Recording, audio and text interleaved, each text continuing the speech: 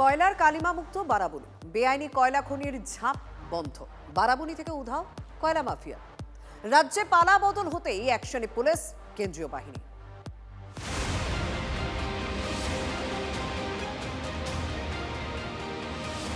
কয়লা মানে কালো হিরে। আসানসোল এবং লাগোয়া এলাকায় এই কয়লাই যত সমস্যার মূলে। অনেকে বলেন এখানকার রাজনীতি, অর্থনীতি, প্রশাসন সবটাই কয়লা নির্ভর। তৃণমূল জামানায় বেআইনি কয়লা তোলা যেন সংক্রমণের আকার নিয়েছিল। স্বর্গরাজ্য হয়ে উঠেছিল কয়লা মাফিয়ার। কালো হীরের সাম্রাজ্য এখন অতীত। একসময় এই বারাবণী বা এই চুরুলিয়া বা জামুরিয়ার মতো এলাকার এই খোলামুখ যে কয়লা খনি, তা দখলে ছিল অবৈধ কয়লা কারবারিদের হাতে। কিন্তু সরকার বদলাতে সেই সব এখন অতীত। আসানসোলে বারাবণীতে কয়লায় দুর্নীতির কালির দাগ এখন ফিকে।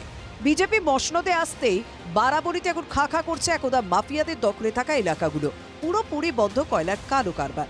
চলন্ত ডাম্পারের কয়লা চুরি থেকে ইসিএল এর জমিতে অবৈধ সুড়ঙ্গের মরণ ফাঁদ কাটা।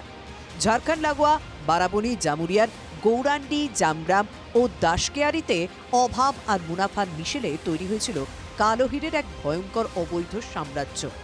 আর এই ধরনের যে কয়লা খনিগুলি রয়েছে, খোলামুখ খনি, এইগুলো হয়ে উঠেছিল এক একটা মৃত্যু ফাঁদ। গ্রামের সাধারণ পুরুষ থেকে মহিলা, এমনকি শিশুরাও এই উন্মত্ত খেলায় তারা মেতে উঠেছিলেন। এখান থেকে কাঁচা কয়লা তুলে সেই কয়লা ঝুড়িতে করে তার স্টক করা অবৈধভাবে এবং বিভিন্ন সাইকেল, মোটর সাইকেলে করে তা পাচার করা।